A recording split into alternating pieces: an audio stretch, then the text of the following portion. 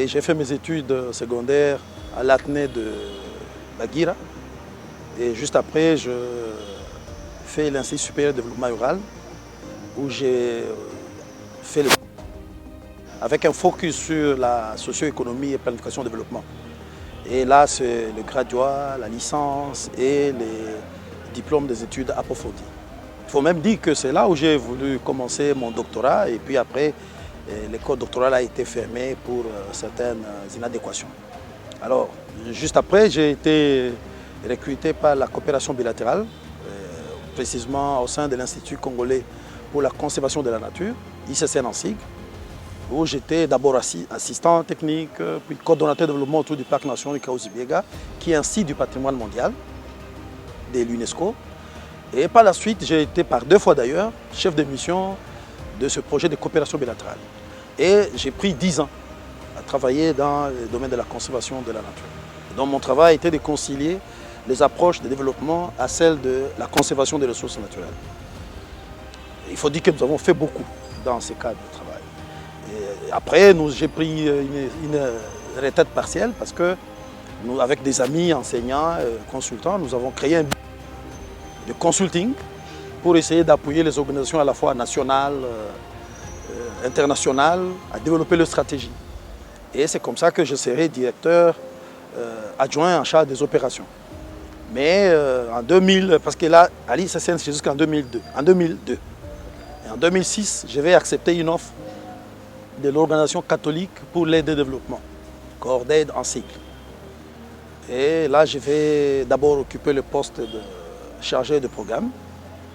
Et plus tard, je vais assumer le rôle de chef de mission pays pendant 2 ans. Et ça, on est en 2011. Et c'est là où je vais décider de démissionner pour me concentrer sur ma carrière politique. La norme à l'époque, il fallait avoir au moins 2 distinctions pour être enseignant. Bon, j'ai eu des distinctions à l'époque. Et il faut dire qu'au 3e cycle, j'ai fait aussi des distinctions. Et dans ma vie professionnelle, je n'ai eu que la cote élite, pour la plupart des fois. Bon, je crois que les défis de la province, comme du pays, exigent des dirigeants de qualité.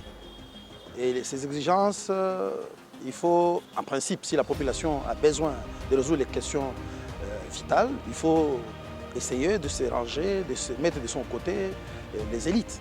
Parce que faire la guerre comme le pays en a connu, c'est déjà une exigence. Mais pour faire le développement, il faut encore être beaucoup plus exigeant.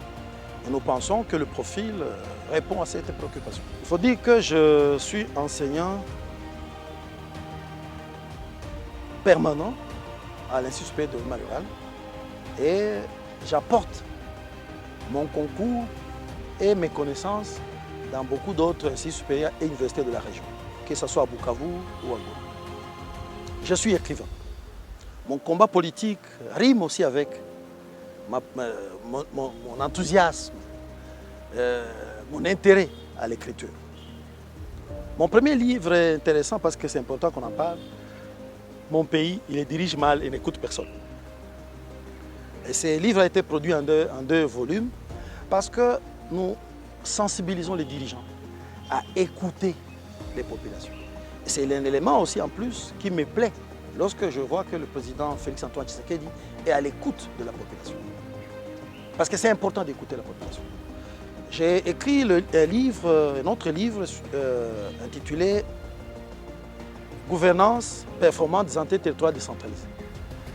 Parce que c'est important d'organiser la vie déjà à partir de la plus petite entité, que ça soit déconcentré ou décentralisé.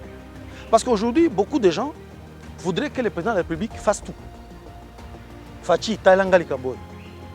Ceux qui sont à Ngandajika, ceux qui sont à Kabare, ceux qui sont à Chimpunda, Kadutu, ceux qui sont à Panzi, à Bagira, et à Maluku, ils pensent que le chef de l'État viendra gérer les questions de caniveau, les questions d'assainissement. Non, les compétences sont d'attribution.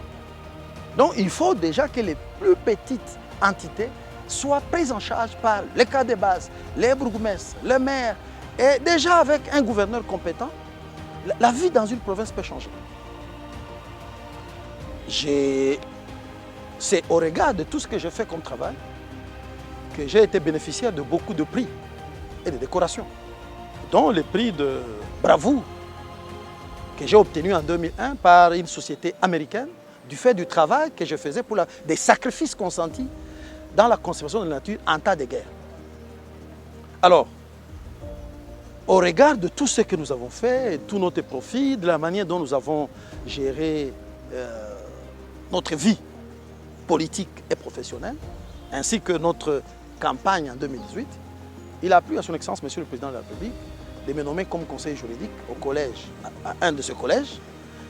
Et depuis les récents semestres, il m'a transféré au collège planification, agriculture, pêche, élevage. Et je ne cesserai jamais de lui dire merci parce que c'est une expérience qui m'a permis de comprendre encore beaucoup plus le fonctionnement de notre État, quels sont les efforts qui sont faits et par où est-ce qu'on peut mieux faire. Et donc c'est pourquoi j'ai renouvelé ma confiance au Président de la République et je suis prêt à l'accompagner dans ça.